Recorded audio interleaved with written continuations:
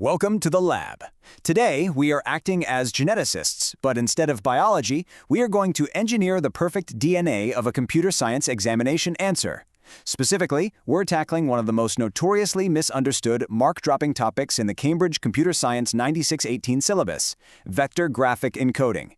We're talking about drawing objects, we're talking about properties, like the mathematical coordinates, the radius of a circle, or the hexadecimal fill color of a polygon. This is a topic that consistently trips up even the most prepared candidates.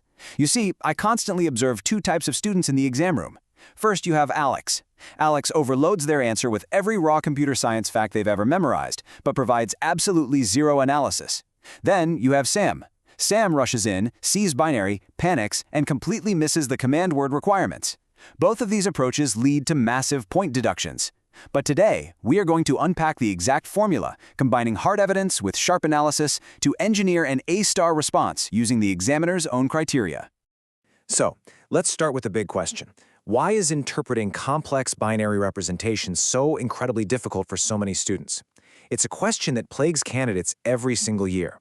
Picture this, you're sitting in the exam hall, the clock is ticking down, you turn the page, and boom, you're hit with a question about vector graphics, and instead of a nice visual diagram, you just see raw binary representations defining where a line starts, where it ends, and what color it is.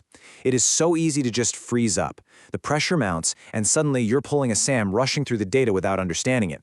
Or you pull an Alex and just write down the dictionary definition of a vector graphic. This panic leads to dropped marks across the board. But today, we're changing the game. We're going to focus not just on what you know, but exactly how to demonstrate that technical knowledge to the examiner. And the absolute core of our strategy today relies on mastering the method mark strategy. This is an exam technique where marks are awarded for demonstrating a logical, step-by-step process, rather than just throwing down the final answer. In Cambridge Computer Science, examiners are desperate to see that you actually understand how a drawing list parses instructions. If you just jump straight to a final mathematical coordinate without showing how you decompose the drawing list or how you converted the property values from binary, you are literally leaving massive, easy points on the table. Show your work, show your logic, engineer the evidence. Before we continue and really get into the weeds of this, subscribe to our YouTube channel Ace the Exams at acetheexams_IGCSE to excel in your Cambridge examinations.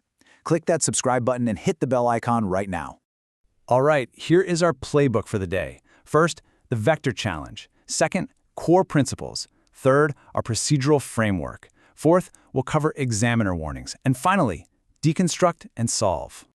Starting off with Section 1, the vector challenge, moving beyond memorization. Look, memorizing that a vector graphic uses mathematical formulas instead of pixels is totally superficial. It's rote memorization. It's what Alex does. Whether you're coming up through the IGCSE ranks with syllabus code 0417, 0478, 0983, 0984, or O-Level 2210, and moving into A-Level 9618, the game changes. You need analytical depth. You must build a connected conceptual understanding of how a drawing list dynamically renders shapes.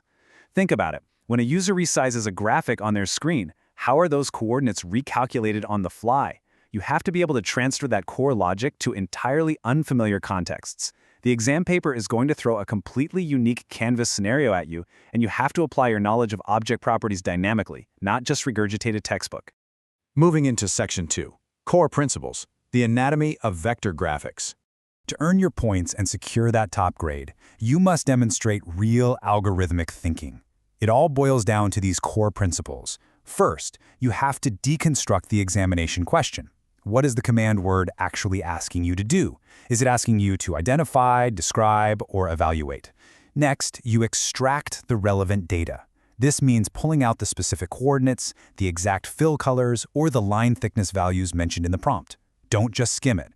Third, select your analytical framework. Formulate how you're going to tackle the calculation. Fourth, execute with crystal clear notation. And finally, present your findings using the correct syllabus-approved terminology.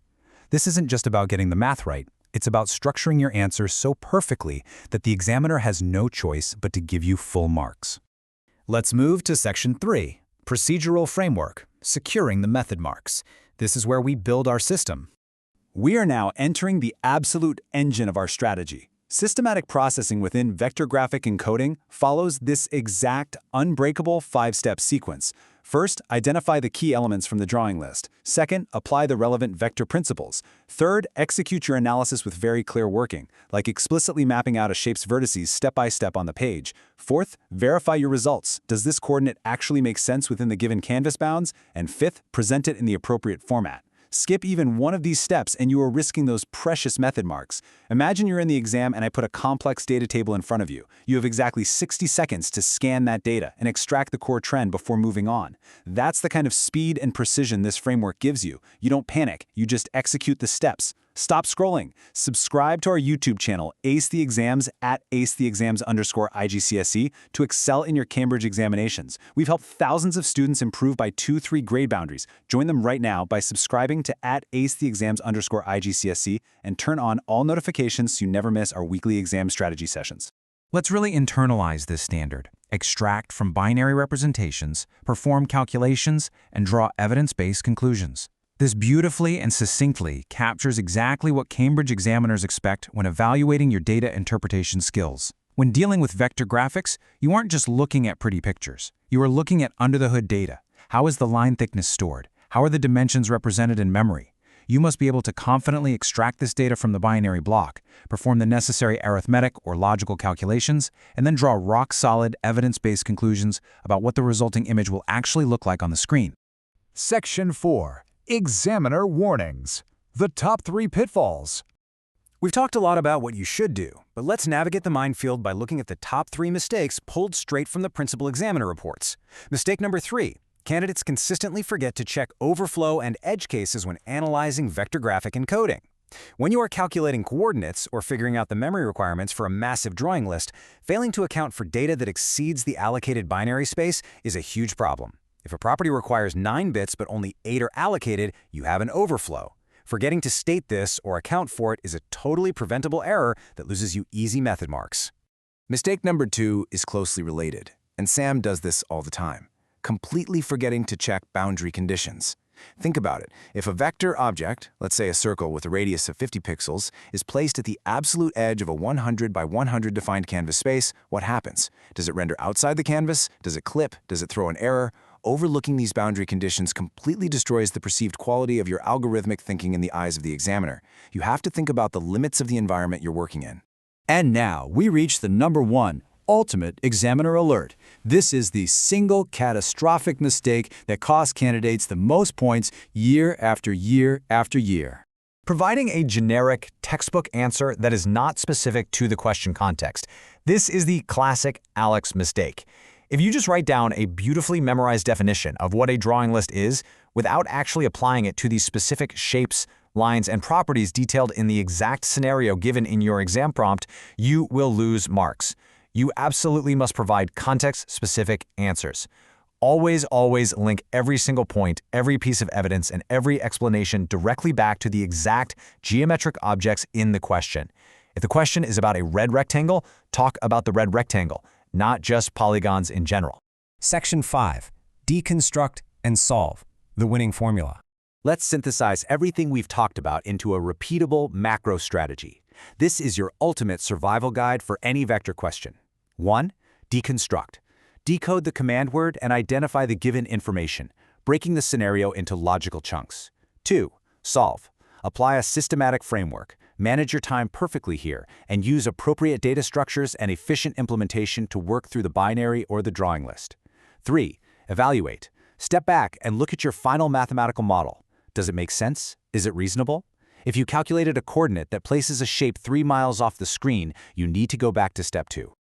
This entire framework maps directly to the higher-order assessment objectives that dictate the A-star boundary.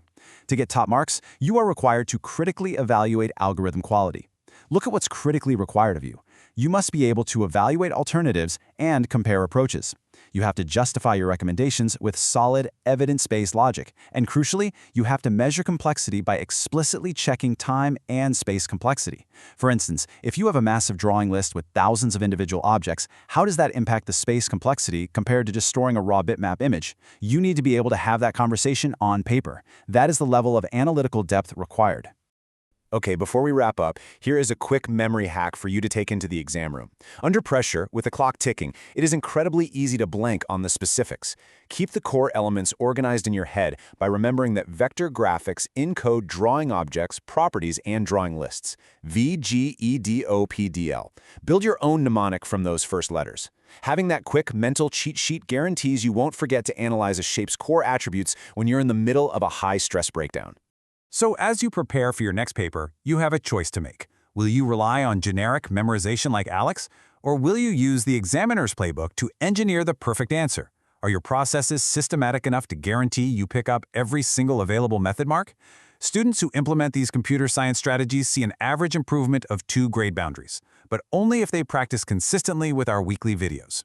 Here's your final reminder. Subscribe to our YouTube channel, AC Exams, at acexams_IGCSE to excel in your Cambridge examinations. Subscribe right now to @acexams_IGCSE and click that bell. Don't let another exam pass you by. Drop a comment below with your target grade for computer science and the biggest challenge you're facing. Our team responds to every comment. Like and share this video with a study partner. AC Exams, your Cambridge success starts here. Keep engineering those perfect solutions.